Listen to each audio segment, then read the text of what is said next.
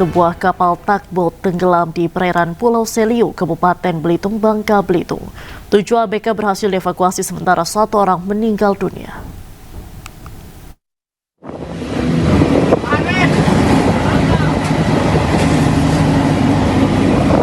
Akibat cuaca ekstrim, kapal tugboat kawan kita 11 yang mengangkut 8 anak buah kapal tenggelam di perairan Pulau Seliu, Kabupaten Belitung, Bangka Belitung.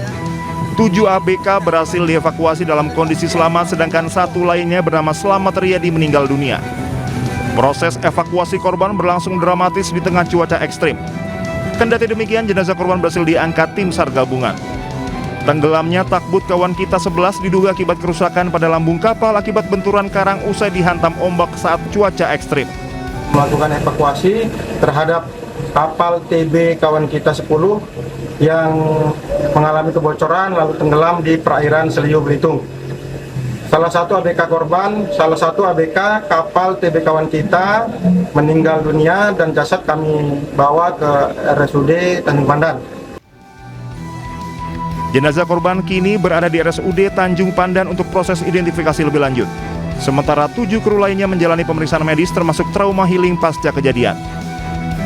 Dari Belitung, Bangka Belitung, Haryanto Anyus melaporkan. Banjir masih menggenangi jalur Pantura Demak Semarang, kendaraan sempat terjebak macet. Sementara hujan deras sejak Rabu membuat sejumlah daerah di kota Samarinda terendam banjir. Ratusan rumah terendam banjir hingga ketinggian 60-70 cm.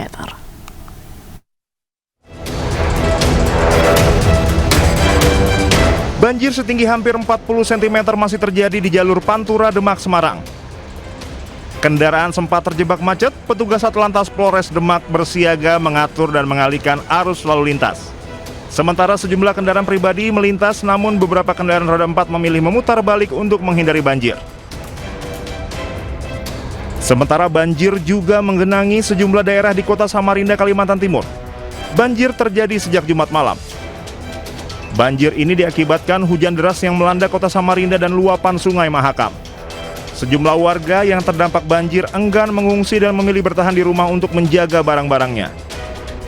Pasca hujan di hari Rabu kemarin, tepatnya tanggal 22, memang berdampak kepada wilayah sebagian Bungkuring sekitar 3 RT itu terdapat genangan air. Ini memang dari indikator yang ada di TMA Benanga memang menunjukkan kenaikan sekitar 8,05. Itu disebabkan juga banjir di daerah Badak Mekar ya, Badak Mekar, Muara Badak, Tanah Datar, itu informasinya juga memang agak dalam sampai ke jalanan. Selain merendam rumah, banjir juga merendam ruas jalan sehingga aktivitas warga terhambat. Dari Samarinda, Ardi Wirya iNews melaporkan. Pasca anjloknya kereta Purwojaya di Bekasi, Jawa Barat, kini jalur rel antara stasiun Gedung Gede Lemah Abang bisa dilalui. Namun dampak evakuasi beberapa perjalanan kereta jarak jauh terganggu, bahkan terdapat pembatalan keberangkatan.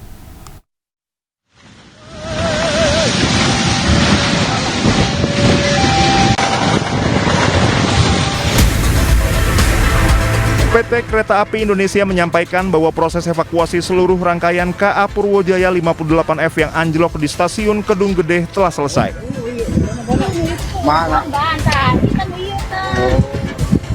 Para pelanggan kereta yang terdampak dipastikan telah mendapatkan layanan kompensasi sesuai ketentuan yang berlaku, baik berupa servis recovery maupun pengaturan perjalanan lanjutan. Namun dampak dari evakuasi Purwojaya, sejumlah perjalanan kereta jarak jauh terganggu jam keberangkatannya. Mau gimana lagi ya, posisinya memang sudah terlanjur beli tiket dan memang tidak ada pembatalan.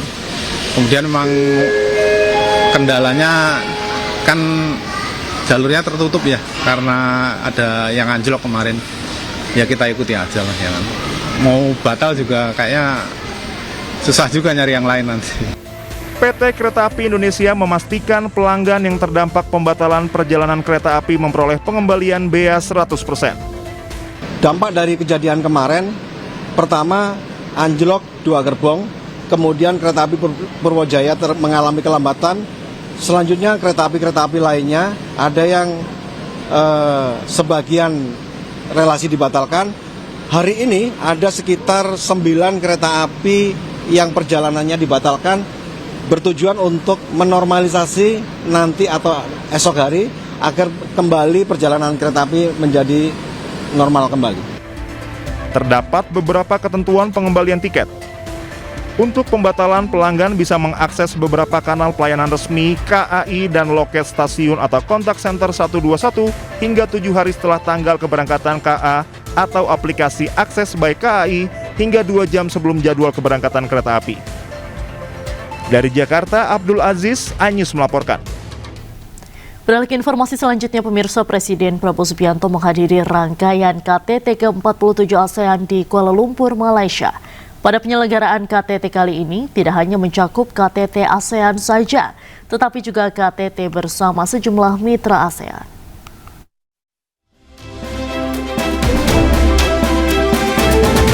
Presiden Republik Indonesia Prabowo Subianto tiba di Kuala Lumpur Convention Center untuk menghadiri KTT ke-47 ASEAN. KTT mengusung tema Inclusivity and Sustainability ini juga akan mencakup KTT ASEAN Plus One antara ASEAN dan 7 mitra wicara. Ketujuh mitra tersebut yakni Amerika Serikat, Australia, Rusia, Republik Rakyat Tiongkok, India, Jepang, dan Republik Korea. Selain itu, turut diselenggarakan pula KTT ke-28 ASEAN Plus 3, RRT, Jepang, dan Republik Korea. KTT ke-20 Asia Timur, KTT ASEAN Perserikatan Bangsa-Bangsa, dan KTT Peringatan ASEAN Selandia Baru turut diselenggarakan untuk menandai 50 tahun hubungan dialog ASEAN Selandia Baru. Kehadiran Presiden Prabowo pada KTT ini menegaskan komitmen kuat Indonesia dalam memperkuat peran aktif di kawasan, memperdalam kerjasama ekonomi, politik, dan sosial budaya di bawah kerangka ASEAN. Keterlibatan kepala negara juga turut menunjukkan kontribusi Indonesia terhadap terciptanya kawasan Asia Tenggara yang inklusif dan berkelanjutan.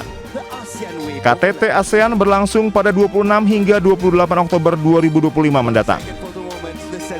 Tim Liputan iNews melaporkan. Pemirsa, pemerintah Provinsi Jakarta meminta ASN Jakarta tidak malas-malasan dan pamer kekayaan atau flexing. Hal ini dipicu karena keresahan masyarakat melihat oknum pegawai pemerintah pamerkan kemewahan di media sosial. Sejumlah oknum pegawai pemerintah membuat resah masyarakat. Saling pamer barang mewah, liburan ke luar negeri dengan fasilitas VIP, dan spill gaji puluhan juta rupiah membuat masyarakat geram. Atas viralnya sejumlah sosial media dari oknum-oknum ASN di beberapa institusi membuat Gubernur Jakarta bertindak. ASN di Jakarta males-malesan, apalagi flexing. Ada kemarin yang flexing di kelurahan, saya nggak tahu lurah mana, saya lupa. Saya bilang ganti, pecat. Dia basa-basi. Itu bukan tipe ASN di Jakarta. Sebelumnya, nama Febri Waldi menjadi sorotan setelah beredarnya sejumlah foto di media sosial yang menunjukkan gaya hidup mewah. Febri diketahui ASN di Kelurahan Petojo Selatan. Saat ini, Febri sudah diberhentikan sementara. ASN diharapkan menjaga integritas pelayanan publik dengan hidup sederhana. Tim Liputan iNews melaporkan. Ke informasi lain, pemirsa, wahana rumah hantu di Blok M kembali dibuka untuk masyarakat Jakarta dan sekitarnya. Wahana tersebut memberi hiburan yang menegangkan untuk masyarakat. Wahana rumah hantu ini diminati oleh masyarakat, tidak terkecuali anak-anak. Wahana ini terletak di Pasar Raya Blok M yang disulap menjadi tempat yang menyeramkan. Pengunjung yang ingin mencoba keberaniannya bisa datang ke wahana rumah hantu ini. Harga tiket yang murah membuat antusias pengunjung ramai mendatangi wahana ini.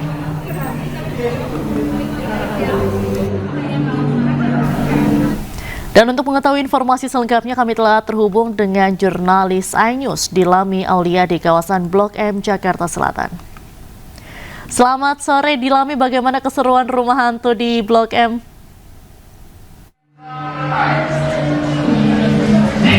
Ya, selamat Selamat sore Diandra dan juga pemirsa, seru sekali. Bahkan kalau kami berdiri di sini mendengar teriakan-teriakan dari para pengunjung yang ikut ke dalam wahana kereta hantu Blok M Pasaraya Jakarta ini, Diandra. Karena memang seru sekali, ini menantang dan juga menguji adrenalin ya.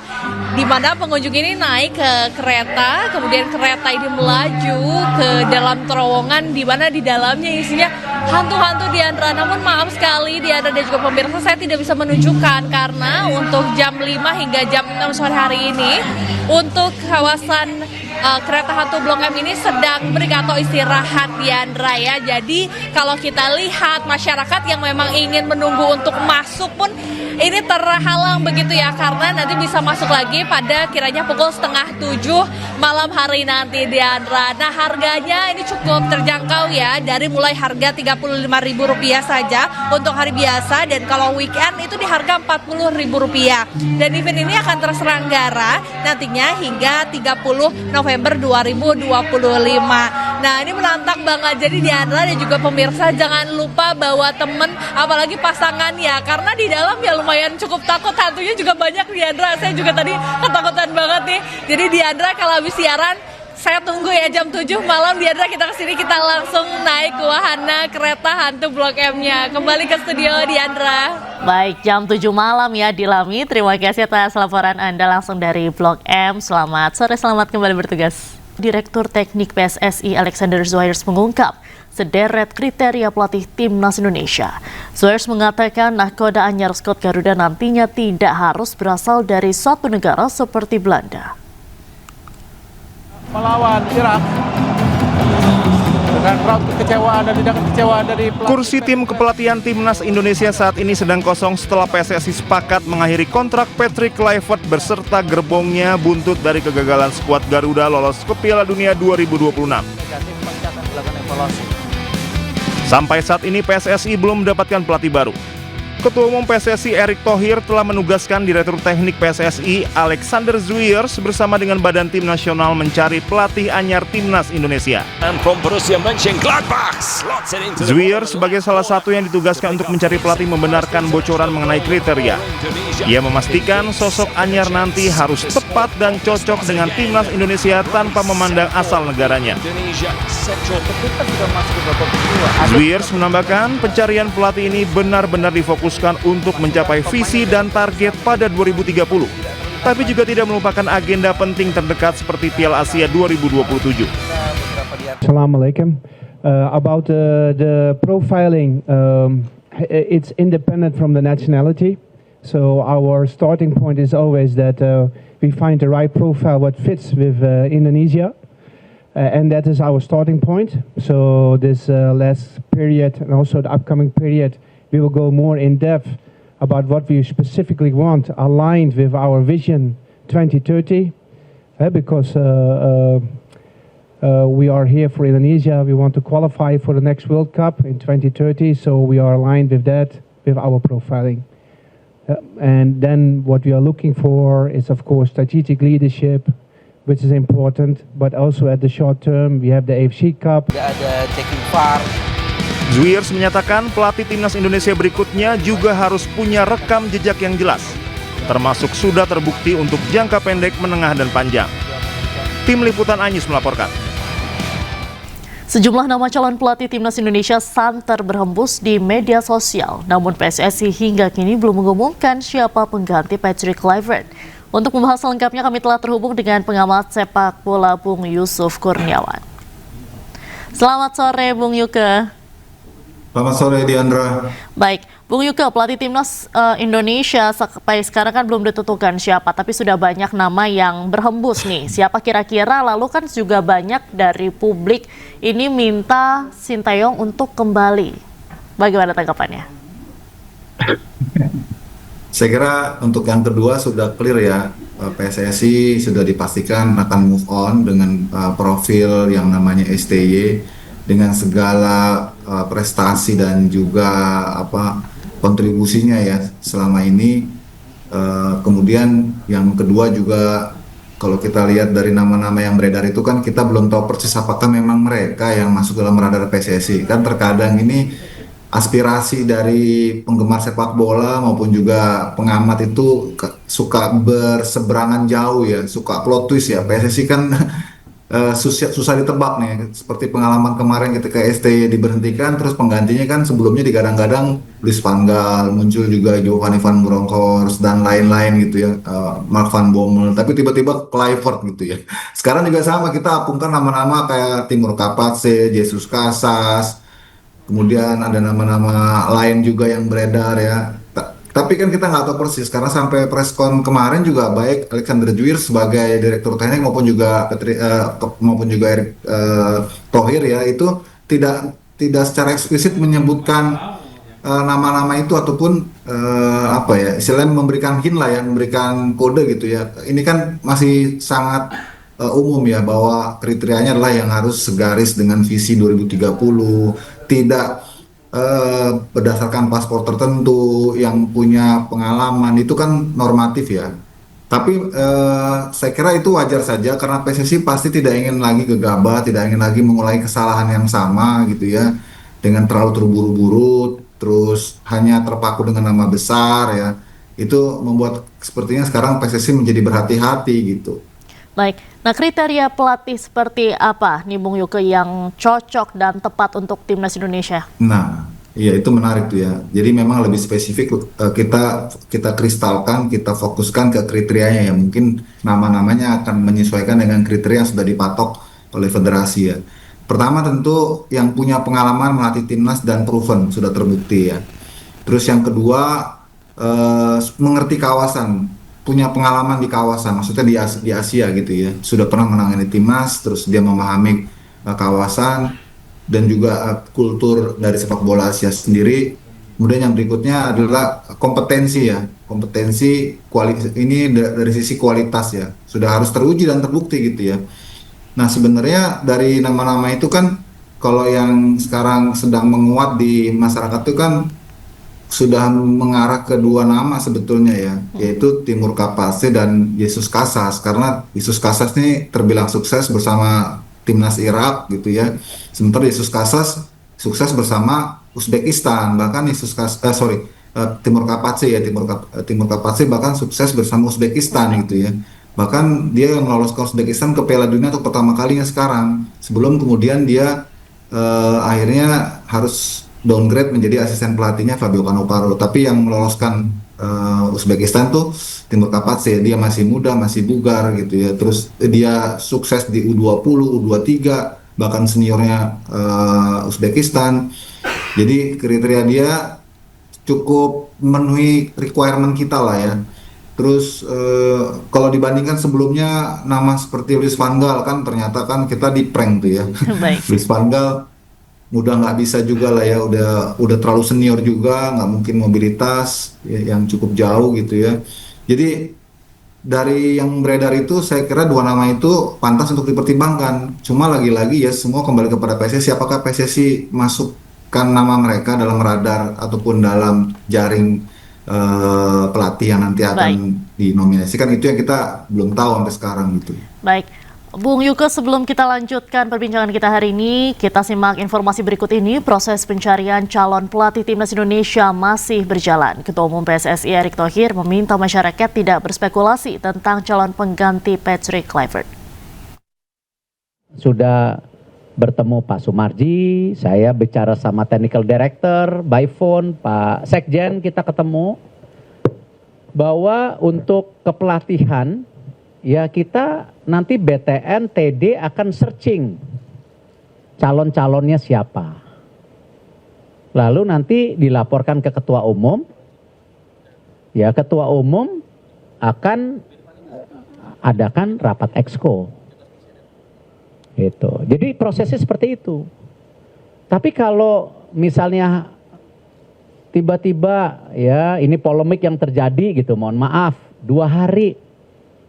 Saya rasa konteksnya kemarin bukan itu kan, kemarin kan saya bicara yang lain gitu. Nah jangan sampai ini terjebak, jadi prosesnya kita lakukan. Ya, kekurangan dari Patrick apa, kekurangan dari STY apa, kelebihan dari STY apa, kelebihan dari Patrick apa, ini yang kita harus saling pelajari agar kedepannya lebih baik lagi. Baik, Bung Yuke, tanggapannya soal pernyataan Ketum PSSI tadi seperti apa? Iya, dia sebenarnya dengan kata lain mengakui ya bahwa federasi kemarin melakukan kesalahan, kekeliruan sehingga menjadi sangat hati-hati ya. Karenanya ya secara normatif lah ya dia bahasakan seperti itu. Tapi yang menarik dari yang dikatakan Alexander Julius sebetulnya sudah mengkerucut kepada kriteria yang lebih dekat dengan pilihan masyarakat sebetulnya. Misalnya Julius itu mengatakan pelatih yang akan dicari itu pelatih yang punya kemampuan untuk tampil bagus di jangka pendek, jangka menengah, jangka panjang. Jangka pendek itu kan ada Piala Asia 2027 ya, itu lebih spesifik tuh. Berarti kan lebih baik memang calonnya dari Asia aja, tapi yang udah proven seperti tadi saya katakan. Terus yang kedua, jangka menengahnya adalah menyiapkan tim ini untuk jangka panjang di 2030. Dan yang terpenting lagi dikatakan Juris harus terhubung dengan para supporter. Ini kan berarti kan harus juga mempertimbangkan aspirasi supporter ya. Hari ini Pak Erik memberikan postingan bahwa dia sudah menerima komunitas Ultras Garuda ya, menerima kayak semacam petisi ataupun juga saran secara tertulis dengan aspirasi dari Ultras Garuda yang kita pikir itu merepresentasikan keinginan penggemar sepak bola kita. Itu bagus, komunikasinya terbuka ya, artinya PSSI membuka diri. Kemudian yang berikutnya yang juga tidak kalah penting adalah harus mengenali kualitas pemain kita, terus area-area mana yang bisa dikembangkan, sehingga jangan lagi pelatih itu membawa sistem yang tidak dikenali ataupun belum dipahami ya. Itu kan pengalaman kemarin ketika Patrick Kluivert membawa sistem yang berbeda dengan sistem yang sebelumnya sudah dikenali dan dipahami oleh para pemain timnas, akhirnya kesannya dipaksakan gitu. Makanya hasilnya juga tidak baik malah ya. Dalam 2 laga terakhir di putaran 4 kita kalah semua. Kan itu menunjukkan bahwa pemain kelihatannya memang nggak bisa memahami style of play-nya ataupun filosofi dari yang dibawa pelatih tersebut. Nah, sebaiknya itu tadi pelatih yang juga harus day to day-nya atau regularly-nya ada di sini, ada di Indonesia. Karena kan ini kan timnas Indonesia ya, bagaimanapun prioritasnya harus melihat, menyaksikan, mengamati, memantau potensi-potensi, kualitas-kualitas pemain-pemain yang ada di dalam negeri. Walaupun pemain-pemain utama kita ada di Eropa ya, nggak masalah. Tapi namanya pelatih timnas Indonesia ya harus ada di Indonesia gitu. Jangan cuma begitu pas mau eventnya baru datang gitu ya, baru pantau. Ya itu yang saya kira juga menjadi sisi yang sensitif buat masyarakat kita gitu. Dan dia figur yang harus benar-benar dikenal, dipahami dan sudah mengerti kawasan. Baik, nah dengan adanya kekosongan kepelatihan saat ini, idealnya proses pencarian ini membutuhkan waktu berapa lama, Bung Yuke? Ya sebenarnya tidak terlalu lama, sebulan juga saya rasa lebih dari cukup ya. Cuman masalahnya PSSI mau segera nggak memulai gitu, memetakan, kemudian menominasikan, mendiskusikan gitu ya. Soalnya FIFA Matchday tahun depan itu baru dimulai Maret. Jadi waktunya masih sangat cukup gitu ya. Kalau FIFA Matchday yang terdekat ini kan di November sudah dikatakan oleh Pak Erik akan diisi oleh timnas U23 kan, yang pelatihnya udah pasti Indra Safri.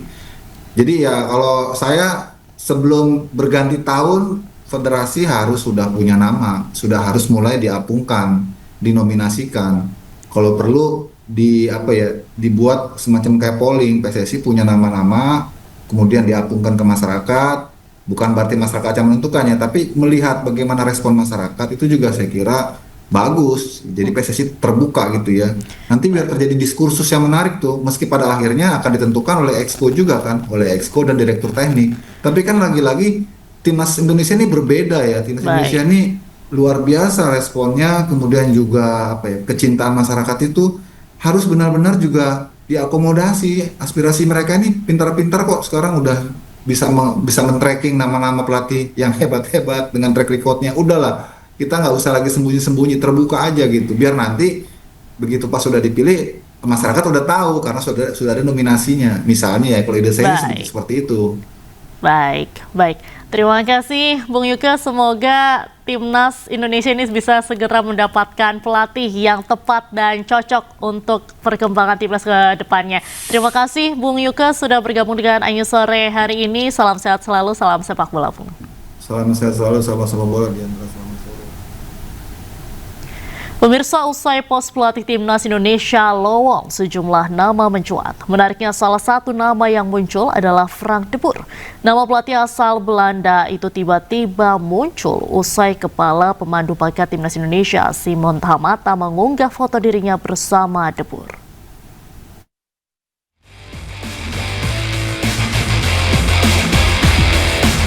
Usai pos pelatih timnas Indonesia lowong, sejumlah nama mencuat. Menariknya, salah satu nama yang muncul adalah Frank de Boer. Nama pelatih asal Belanda itu tiba-tiba muncul usai kepala pemandu bakat timnas Indonesia Simon Tahamata mengunggah foto dirinya bersama mantan pelatih timnas Belanda itu.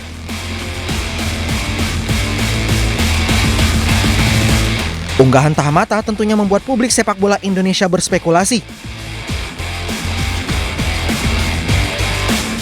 Bahkan ada pula yang menyebut ini sebagai sinyal untuk timnas Indonesia.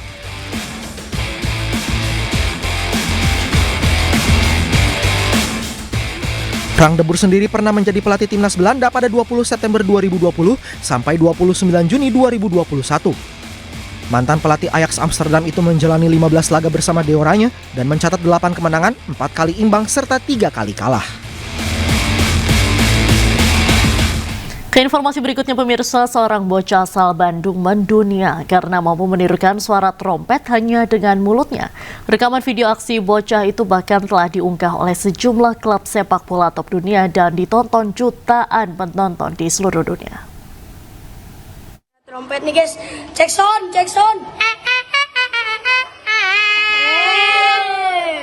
Rahmat Fauzan, bocah asal Tasikmalaya, Jawa Barat yang bisa menirukan suara trompet hanya dengan menggunakan mulutnya. Karena uniknya aksi Rahmat Fauzan ini, video dengan judul Trompet Ozan mendunia lantaran diunggah oleh sejumlah klub sepak bola top dunia, seperti Manchester United, selain itu Liverpool hingga Juventus.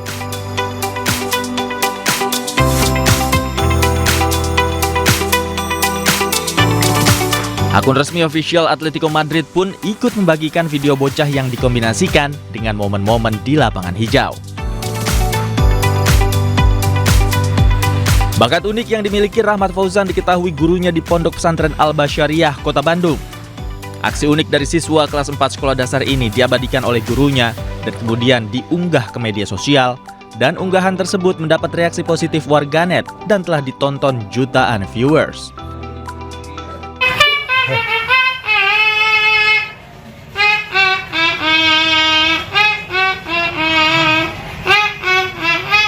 Awalnya cuma iseng-iseng doang, teriakan cempreng-cempreng. Nah, keingat suara trompet jadi disuarain. Nah, Pak Deden kemarin kedengeran. Jadi lagi ojan sama bapak bakal divideoin. Nah, divideoin jadi viral.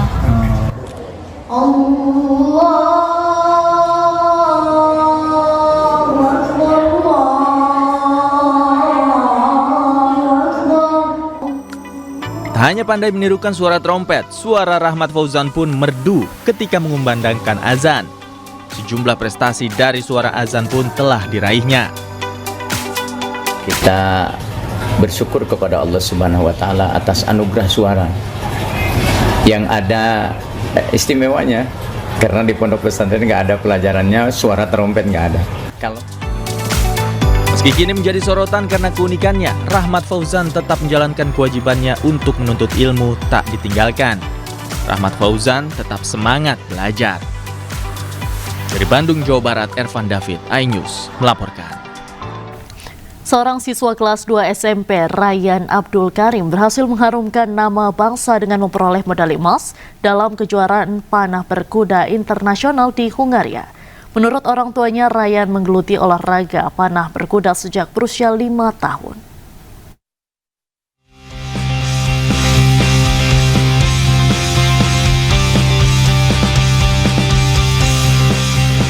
Ryan Abdul Karim, siswa kelas 2 sekolah menengah pertama yang berusia 14 tahun, telah mengharumkan nama bangsa sebagai atlet panah berkuda dengan memperoleh medali emas dalam kejuaraan dunia di International Horseback Archery Championship 2025 di Hungaria. Ryan mengaku kesuksesannya dalam ajang internasional tidak terlepas dari dukungan berbagai pihak, termasuk orang tuanya yang selalu mendampinginya berlatih maupun saat mengikuti berbagai event kejuaraan. Alhamdulillah saya bisa meraih emas di Hungaria itu ya atas izin Allah juga, dan juga banyak yang bantu juga di sana, Master Christoph juga, dan ada pelatih Bang Arsa sama Om Rani juga. Itu kan karena bisa dapat emas itu kan karena kudanya juga kan enak juga ya. Menurut ayah Raya, Marlius Ardianto, putranya menggeluti olahraga panah berkuda sejak berusia 5 tahun.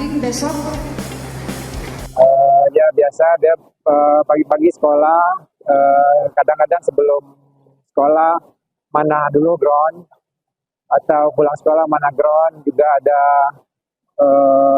latihan fisik, sama kadang-kadang dia latihan Muay Thai. Saat ini Ryan terus berlatih untuk menuju level berikutnya yang akan dilaksanakan pada tahun depan mendatang. Dari Bogor, Jawa Barat, Wildan Hidayat, iNews melaporkan. Antusiasme penonton membludak menjelang gelaran MotoGP Malaysia 2025 di sirkuit Sepang Minggu siang. Para penonton berduyun-duyun mendatangi sirkuit Sepang, termasuk para fans dari Indonesia yang datang sejak pagi hari. Pemirsa, saat ini saya sedang berada di MotoGP di sirkuit Sepang untuk menyaksikan MotoGP Malaysia 2025. Balapan utama akan digelar pada pukul 15 atau 14 waktu Indonesia Barat. Saat ini para penonton baru saja menyaksikan balapan Moto3 Malaysia yang sudah selesai digelar setelah sempat tertunda beberapa saat tadi. Kemudian nanti mereka akan menyaksikan aksi balapan utama yang akan digelar pada pukul 15 atau 14 waktu Indonesia Barat. Balapan utama akan diikuti oleh 23 pembalap yang diantaranya terdiri dari Francesco Bagnaia, Alex Marquez, dan Marco Bezzecchi. Untuk balapan utama, mereka akan menyaksikan aksi-aksi yang ciamik seperti balapan sprint kemarin ketika Francesco Bagnaia berhasil memenangkan balapan diikuti dengan Alex Marquez, yang kemudian Alex Marquez, adik Marc Marquez itu mengunci gelar juara kedua pada balapan sprint tersebut. Kemudian setelah balapan utama akan digelar balapan Moto2 Malaysia yang tadinya tertunda karena ada insiden red flag pada saat Moto3. Demikian laporan Cikal Bintang dari sirkuit Sepang melaporkan. Sebuah sarana lapangan olahraga padel di wilayah Kembangan, Jakarta Barat roboh usai diterpa angin kencang pada Minggu sore. Pengunjung yang tengah berolahraga pun panik berhamburan menyelamatkan diri.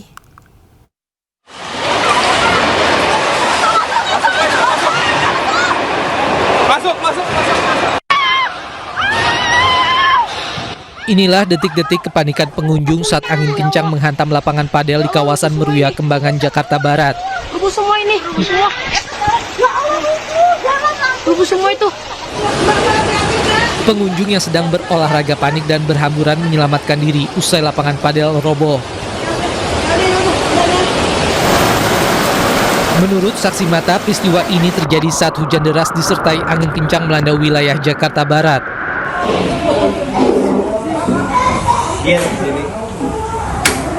Wah semua sih. Kan pas angin, dia hujan mas, pada hujan. Ini melengkung yang sini nih, begini. Nah, terus sekarang terus anginan sini kan terus doyong ke sana. Tadi angin kencang banget, Pak. Kencang gede angin. Posisi lagi rame atau gimana? Rame. Orang rame di dalam, pada main terus kerombak gitu saya.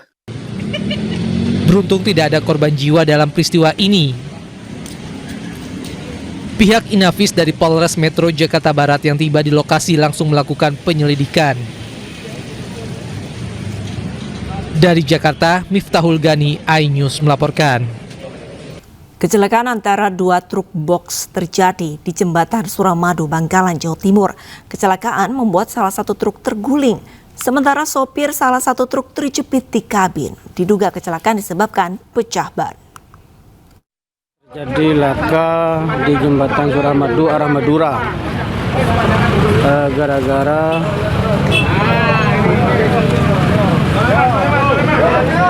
bukan arah Suramadu. Kecelakaan antara dua truk box terjadi di Jembatan Suramadu, Bangkalan, Jawa Timur Minggu dini hari. Kecelakaan membuat salah satu truk terguling sementara sopir salah satu truk terjepit di kabin. Dari keterangan saksi di lokasi, kecelakaan terjadi saat salah satu truk dengan bermuatan es batu melaju menuju Surabaya, namun saat tiba di lokasi truk tersebut mengalami pecah ban lalu terguling di tengah jalan, sementara satu truk lain yang sedang melaju dari arah yang sama tidak bisa menghindar dan menabrak truk tersebut. Akibatnya sopir truk tersebut terjepit hingga kemudian berhasil dikeluarkan dari dalam kabin dan dievakuasi ke rumah sakit terdekat. Meski sempat terjadi kemacetan, kondisi arus lalu lintas kembali normal setelah evakuasi kedua kendaraan berhasil dilakukan. Kejadian bermula karena truk box yang sedang mengalami pecah ban berhenti di bentang tengah Suramadu, kemudian disusul dengan kendaraan di belakangnya yang menabrak dari belakang dan menjadi kemacetan sesaat setelah kejadian. Hingga kini kecelakaan masih dalam proses penanganan unit Gakum Satlantas Polres Bangkalan. Dari Bangkalan, Jawa Timur, Taufik Syahrawi Anyus melaporkan. Wahana rumah hantu di Blok M kembali dibuka untuk masyarakat Jakarta dan sekitarnya. Wahana ini memberikan hiburan yang menegangkan untuk masyarakat. Wahana rumah hantu diminati banyak masyarakat, tidak terkecuali anak-anak. Wahana ini terletak di Pasaraya Blok M yang disulap menjadi tempat yang menyeramkan. Pengunjung yang ingin mencoba keberaniannya bisa langsung datang ke wahana rumah hantu. Harga tiket yang murah membuat antusias pengunjung ramai mendatangi wahana ini.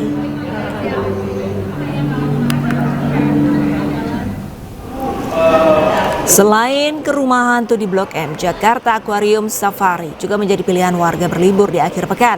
Pengunjung dapat menikmati keindahan lebih dari 3.500 jenis satwa, mulai dari satwa akuatik hingga non-akuatik.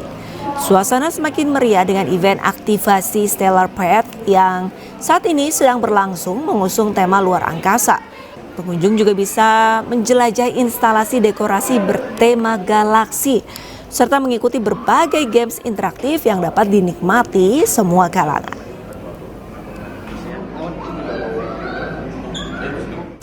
Pemirsa, untuk mengetahui informasi selengkapnya kami sudah terhubung dengan rekan-rekan kami, ada Dilami Aulia di Blok M Jakarta Selatan dan Henry Aprila di Jakarta Aquarium Jakarta Barat. Selamat sore rekan-rekan, saya akan ke Dilami terlebih dahulu. Dilami, ada hantu apa saja yang sudah kamu temui di sana, Dilami?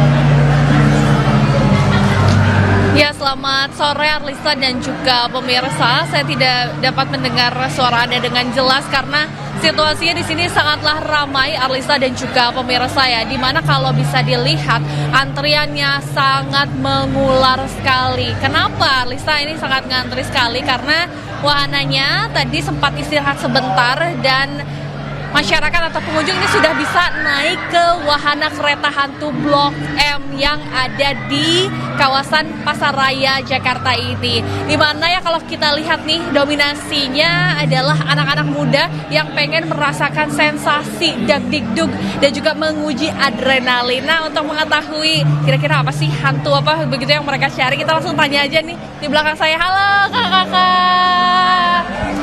Dengan Kak siapa? Dengan Vira. Vira sama siapa nih? Ini sama teman. Kenapa memilih untuk ke kereta hantu Blok M ini? Mau aja Bang. Mau aja. Mau ya.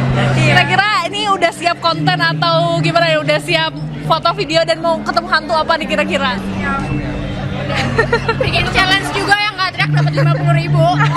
Lagi challenge juga ya. Oke, bagus sekali. Kakak dari mana ini sebelumnya? Dari Cempaka Putih, Jakarta Pusat. Masih dekat ya? Iya, masih dekat. Terima kasih kakak. Wah, Lisa seru sekali ya. banyak yang bilang ini mereka FOMO atau takut ketinggalan gara-gara mungkin lihat di media sosial, karena kereta hantu Blok M ini harga tiket masuknya juga cukup terjangkau dari harga 35.000 hingga 40.000 saja, Arlista. Kemudian untuk wahana dari kereta hantu ini diselenggarakan hingga 30 November 2025 sekaligus merayakan Halloween juga nih, Arlista. Jadi kalau misalnya pemirsa dan Arlista belum sempat ke kereta hantu Blok M, saya tunggu di sini, kita uji adrenalin kita dagdikduk bareng-bareng. Kembali ke studio, Arlista. Baik, terima kasih banyak Dilami laporannya. Hati-hati nanti jantungnya copot pada saat main wahana ya. Baik, selanjutnya saya akan menyapa rekan Henry Aprila di Jakarta Aquarium. Selamat sore, Henry. Henry, silakan dengan laporan Anda, apa yang ramai di sana?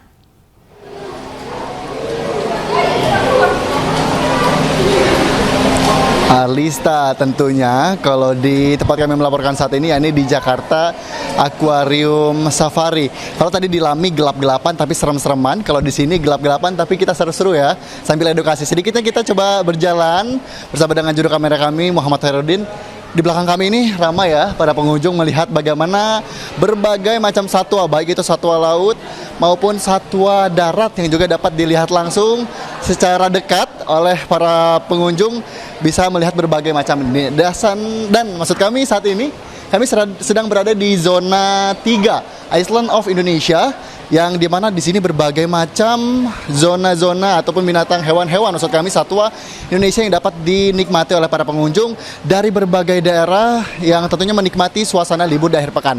Kita coba sedikit bergeser lagi bersama dengan juru kamera kami. Tidak hanya itu, tadi juga ada ular, kemudian juga di sini yang menarik nih, ini ada gelap-gelapan. Dan coba kita cari tahu, coba kita tanya juga kepada General Manager dari Jakarta Aquarium Safari. Halo Ibu, selamat sore menjelang malam ini. Sore menjelang malam. Kalau boleh tahu Ibu, ini tadi di belakang nih gelap, kemudian burungnya juga berubah jadi burung hantu. Kenapa ya Bu, kalau boleh tahu? Nah, ini adalah salah satu event terbaru kita yang hanya sampai tanggal 31 Oktober. Jadi kita ada namanya Night Aquarium. Di situ view ambience itu akan tiba-tiba berubah jadi suasana nokturnal. That's why kita ada owl, kita ada serval, dan kalau mau lihat aktivitas hiu perawat atau nurse shark, silahkan datang ke Jakarta Aquarium Safari, karena hanya di malam hari mereka beraktivitas dan itu keren banget. Oke, baik. Kalau dilihat ini banyak sekali Bu. Sekiranya ada berapa macam hewan Bu di sini? Kita di sini total ada 3.500 kurang lebihnya, dari akuatik, non akuatik, nokturnal, dan juga satwa-satwa yang biasa beraktivitas di terang, hari terang gitu ya. Oke, baik Ibu, sebelumnya terima kasih untuk waktunya, dan kayak izin jalan-jalan lagi ya Bu. Sepertinya ini seru nih belakang nih. Silakan, jangan lupa 31 Oktober harus balik lagi. Oke, siap Ibu. Iya, siap. Nah, Alisa, ternyata seru sekali ya di belakang ini. Ternyata dari di momen-momen tertentu saja bisa melihat bagaimana keseruan dari Night Aquarium, dan juga tentunya juga di sini berbagai macam hewan ada di sini. Dan yang terpenting adalah di event ini juga jangan sampai tertinggal, bisa lihat berbagai macam spot yang sekiranya ada 13 spot atau zona yang bisa dinikmati oleh para pengunjung dengan harga yang cukup terjangkau, bisa langsung berkunjung ke Jakarta Aquarium Safari. Sementara kembalikan ke Anda, Arlista. Baik, terima kasih banyak laporannya Henry. Ada 13 zona nih yang menanti Henry dan juga saya ya. Nanti kayaknya sepertinya usai siaran saya akan ke sana. Terima kasih banyak Henry Aprila melaporkan langsung dari Jakarta Aquarium Jakarta Barat, dan sebelumnya ada rekan Dilami di kawasan Blok M Jakarta. Selamat berakhir pekan teman-teman. Presiden Prabowo Subianto menghadiri rangkaian KTT ke-47 ASEAN di Kuala Lumpur, Malaysia. Pada penyelenggaraan KTT kali ini tidak hanya mencakup KTT ASEAN saja, tetapi juga KTT bersama sejumlah mitra ASEAN.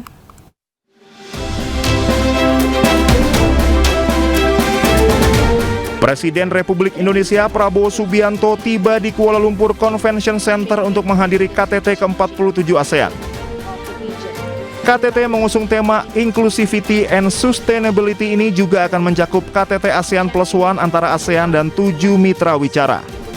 Ketujuh mitra tersebut yakni Amerika Serikat, Australia, Rusia, Republik Rakyat Tiongkok, India, Jepang, dan Republik Korea. Selain itu, turut diselenggarakan pula KTT ke-28 ASEAN Plus 3, RRT, Jepang, dan Republik Korea. KTT ke-20 Asia Timur, KTT ASEAN Perserikatan Bangsa-Bangsa. Dan KTT Peringatan ASEAN Selandia Baru turut diselenggarakan untuk menandai 50 tahun hubungan dialog ASEAN Selandia Baru. Kehadiran Presiden Prabowo pada KTT ini menegaskan komitmen kuat Indonesia dalam memperkuat peran aktif di kawasan, memperdalam kerjasama ekonomi, politik, dan sosial budaya di bawah kerangka ASEAN. Keterlibatan kepala negara juga turut menunjukkan kontribusi Indonesia terhadap terciptanya kawasan Asia Tenggara yang inklusif dan berkelanjutan. KTT ASEAN berlangsung pada 26 hingga 28 Oktober 2025 mendatang.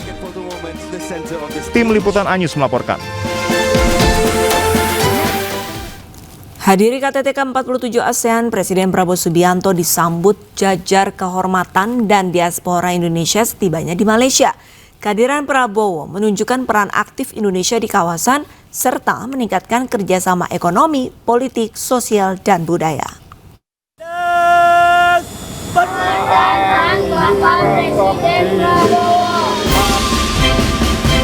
Presiden Prabowo Subianto tiba di Pangkalan Udara Tentara Udara di Raja Malaysia di Selangor, Malaysia, Sabtu malam. Prabowo langsung disambut Menteri Pertahanan Malaysia, Datuk Seri Muhammad Khalid Nurdin, dan Wakil Duta Besar RI untuk Malaysia. Prabowo mengikuti proses penyambutan dari jajar kehormatan, kemudian bertolak ke hotel tempat menginap di Kuala Lumpur. Setibanya di hotel, para diaspora Indonesia telah menunggu dengan antusias. Mereka lantas menyambut dan menyalami Prabowo. Mereka mengaku senang bisa bertemu Presiden Republik Indonesia di tanah rantau. Sangat fans berat dengan Pak Prabowo ya di Malaysia. Nah jadi saya berteriak, Pak ini saya dokter Feni yang dari Halmahera Utara ingin menjumpai Bapak di sini. Seperti itu. Oh iya, bagus kata beliau. Tetap lanjutkan profesi dan cita-citamu. Di mata saya Pak Prabowo adalah pejuang untuk bisa memperjuangkan kemakmuran dan kesejahteraan rakyat Indonesia agar Indonesia bebas dari korupsi. Prabowo akan menghadiri rangkaian KTT ke-47 ASEAN di Kuala Lumpur Convention Center pada 26 hingga 28 Oktober 2025. Selain itu, turut diselenggarakan pula KTT ke-28 ASEAN Plus 3 dengan tambahan negara Cina, Jepang, dan Republik Korea. Tidak hanya itu, KTT Peringatan ASEAN Selandia Baru juga turut digelar. Kehadiran Prabowo menegaskan komitmen Indonesia dalam memperkuat peran aktif di kawasan, serta memperdalam kerjasama ekonomi, politik, dan sosial budaya.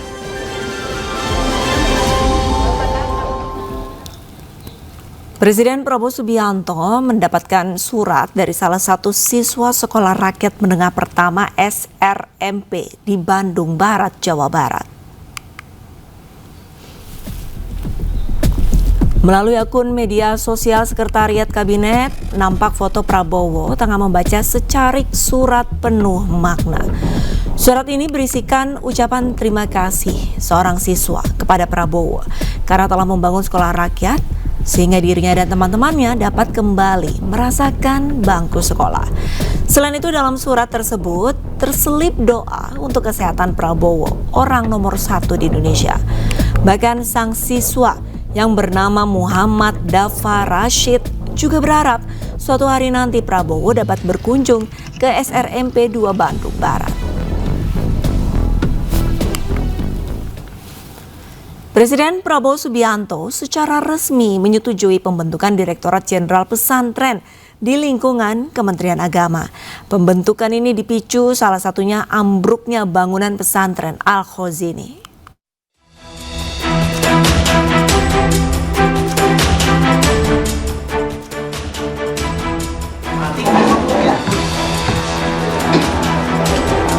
Keputusan pembentukan Ditjen Pesantren ini disampaikan oleh Menteri Sekretaris Negara Prasetyo Hadi di Kompleks Istana Kepresidenan Jakarta.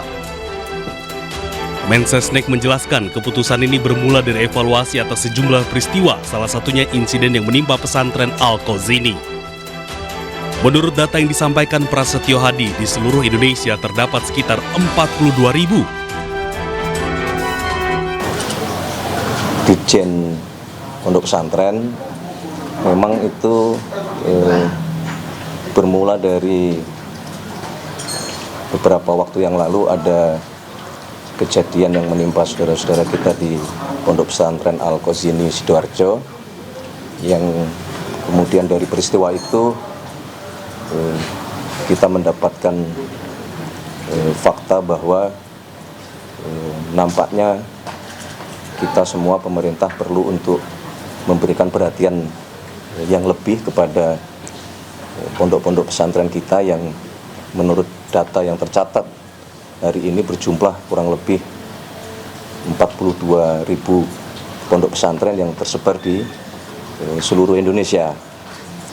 Nah, Bapak Presiden juga sangat concern dalam hal pondok pesantren ini untuk beberapa hal.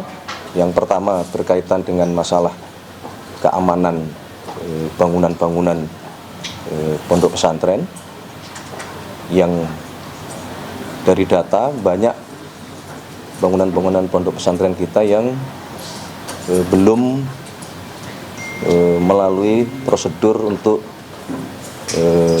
dari sisi keamanan. Menteri Sekretaris Negara menambahkan saat ini pemerintah tengah menyiapkan program pelatihan bagi para santri di bidang konstruksi dan teknik bangunan melalui Kementerian Pekerjaan Umum. Dari pelatihan ini, para santri diharapkan terampil dalam kegiatan pembangunan di lingkungan masing-masing. Dari Jakarta, Bagus Parasetya Adi, Rizky Julianto, iNews melaporkan. Sementara itu, pemirsa, Menteri Keuangan Purbaya Yudi Sadewa mengaku menggunakan jasa hacker atau peretas untuk membereskan masalah sistem Cortex. Purbaya menyebut para hacker yang direkrut berasal dari Indonesia dan memiliki reputasi global.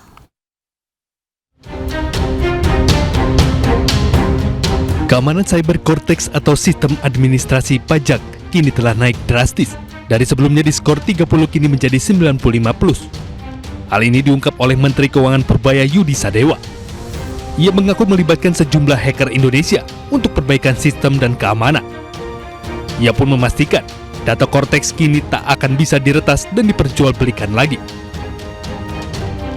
Kemarin kan ada data Cortex katanya dijual di luar ya. Ada yang bolong gitu. Sekarang hampir pasti udah nggak bisa lagi. Dan kita juga udah panggil hacker kita yang jago-jago, orang Indonesia ya, bukan orang asing, yang jago-jago. Anda jangan ngira loh, orang Indonesia tuh hackernya jago-jago banget. Di dunia juga ditakutin rupanya. Saya panggil yang ranking dunia itu, yang jagoan. Kita bayar sih, bantuin saya. Jadi sudah dites, sudah lumayan.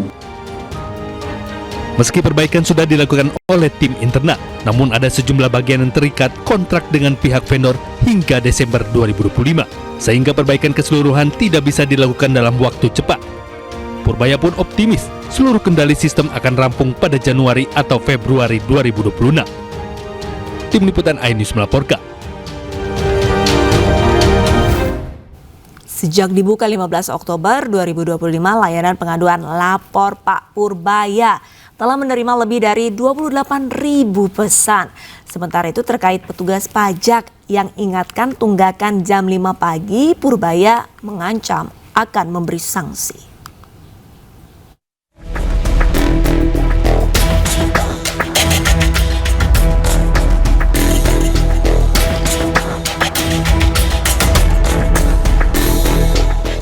Menteri Keuangan RI Purbaya Yudi Sadewa menyatakan bakal turun langsung memantau progres penanganan aduan masyarakat melalui pesan singkat di Lapor Pak Purbaya. Hingga 20 Oktober pukul 8 pagi, total laporan yang masuk mencapai 28.390 pesan. Dari jumlah tersebut, 14.025 laporan telah terverifikasi, terdiri dari 722 aduan, 393 masukan, 432 pertanyaan, dan sekitar 12.000 laporan lain-lain. Sementara 14.365 laporan lain masih dalam proses verifikasi. Purbaya juga menjelaskan sejumlah laporan terbukti tidak benar, salah satunya tudingan terhadap oknum bea cukai yang disebut sering berada di kafe saat jam kerja. Setelah dicek melalui rekaman CCTV, laporan tersebut terbukti keliru. Ada aduan yang tidak benar, yaitu tidak benar bahwa bea cukai nongkrong yang saya bilang nongkrong di Starbucks tiap hari ternyata bukan bea cukai. Selain itu, lewat lapor Pak Purbaya, ada pelapor yang mengadu terkait pegawai pajak di kantor pelayanan pajak Tiga Raksa Kabupaten Tangerang yang menagih pajak ke wajib pajak pada waktu tak lazim. Terkait hal itu, Purbaya minta pegawai tersebut tidak hanya diberi pembinaan, tetapi juga dikenai efek jera. Tindakan yang dilakukan adalah akan bersifat mengingatkan tunggakan pajak sebesar 300.000 kepada wajib pajak pada waktu yang tidak wajar, yaitu pukul 5.41 pagi, dan mengancam akan mencabut status sebagai pengusaha kena pajak. Setelah klarifikasi kepada AR disebabkan karena beban kerja yang sangat tinggi dan takut lupa kepada AR, yang bersangkutan akan dilakukan pembinaan terkait komunikasi yang patuh terhadap wajib pajak. Nah, masuk akal alasannya. Coba kasih sanksi sedikit ya. Sebelumnya, Menq RI Purbaya Yudisadewa meluncurkan layanan pengaduan bernama Lapor Pak Purbaya. Layanan ini merupakan sarana masyarakat untuk sampaikan keluhan atau kendala terkait bea cukai dan pajak. Masyarakat dapat langsung mengirim laporan melalui WhatsApp di nomor 0822 4040 6600. Setiap laporan harus mencantumkan nama lengkap dan email supaya dapat ditindaklanjuti oleh tim Kementerian Keuangan. Tim Liputan iNews melaporkan. Viral di media sosial, seorang warga negara Israel diduga menjadi WNI dan memiliki KTP elektronik. Warganet pun heboh dan meminta pihak terkait menelusuri kebenaran KTP tersebut.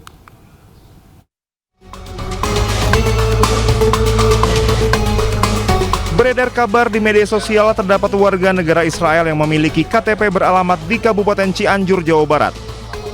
Dalam foto yang beredar, warga negara Israel tersebut bernama Aaron Geller. Dalam KTP tersebut, ia beralamat di Kampung Pasir Hayam, Desa Sirnagali, Kecamatan Cilaku, Cianjur. Aaron dan istrinya, Roksana, diduga memiliki paspor Indonesia yang mereka buat secara ilegal. Foto KTP tersebut membuat warganet heboh dan meminta Disduk Capil Kabupaten Cianjur menelusuri kebenaran KTP Aaron Geller. Bupati Cianjur Muhammad Wahyu Ferdian melakukan kunjungan ke Disduk Capil untuk memastikan kebenaran informasi tersebut.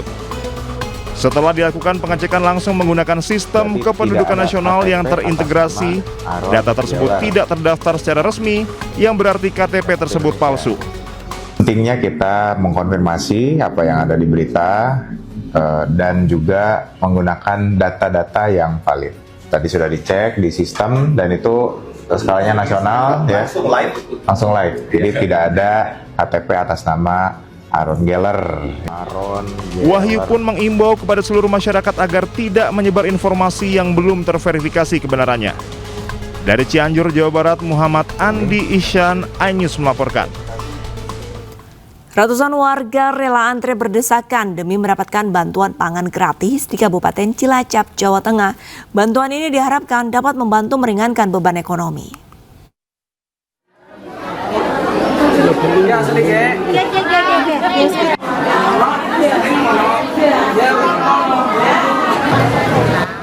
Ratusan warga didominasi emak-emak ini rela antri berjam-jam dan berdesakan demi mendapatkan bantuan pangan gratis di Aula Balai Desa Karanggintung, Kabupaten Cilacap, Jawa Tengah. Setiap warga mendapatkan bantuan berupa telur, minyak goreng, susu bubuk hingga garam. Untuk menghindari kericuan, panitia menerapkan sistem berkelompok dalam proses pembagian pangan gratis. Bantuan ini merupakan program pengendalian kerawanan pangan oleh Badan Ketahanan Pangan. Meski antri berjam-jam, warga mengaku senang bisa mendapatkan bahan pangan gratis karena membantu meringankan beban ekonomi mereka. Apa aja dapatnya, Bu? Telur, mie, susu, sama minyak, sama kacang hijau. Ya, alhamdulillah bisa membantu. Seperti makanan itu juga makanan pokok punya anak kecil. Di Desa Karanggintung ada 447 warga terdata sebagai keluarga rawan pangan yang menerima bantuan pangan gratis ini. Dari Cilacap, Jawa Tengah, Heri Susanto, iNews melaporkan. Pasca temuan adanya paparan radioaktif di Kabupaten Serang, Banten, kini sejumlah ternak warga masih dalam penelitian. Pihak desa juga menyampaikan aspirasi warga terkait adanya ganti rugi untuk hewan ternak yang terpaksa dimusnahkan.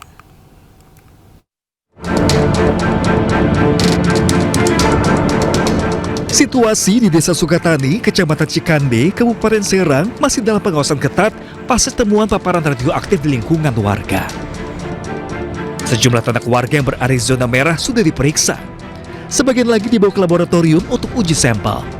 Hingga kini belum ada keputusan untuk pemusnahan ternak.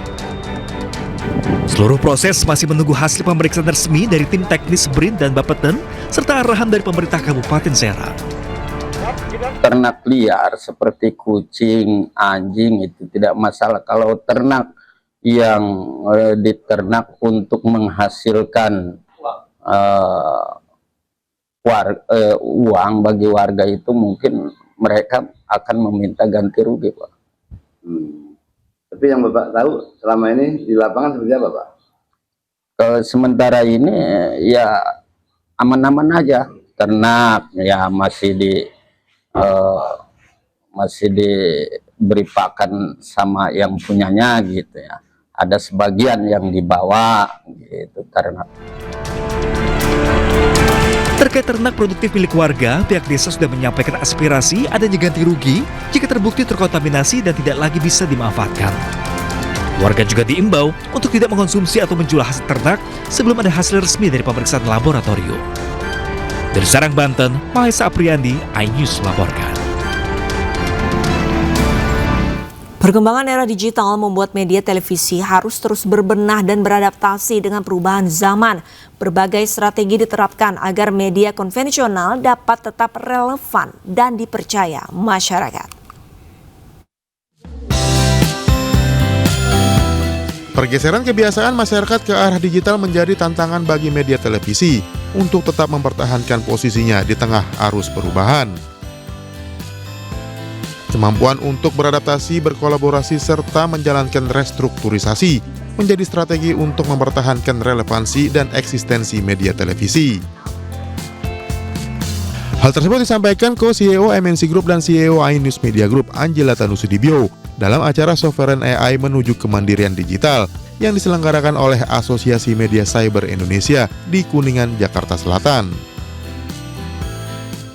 Kami, kalau di iNews Media Group itu ada 3 hal yang kita jaga. Pertama adalah trust, kedua adalah accountability, dan ketiga adalah relevansi. Di era hari ini, eranya TikTok mungkin, eranya platform-platform global lainnya, tentu, dan eranya AI, ya kita harus beradaptasi. Dan yang kedua, akan tetapi, kalau kita bicara news, sangat penting untuk menjaga trust dan accountability tadi.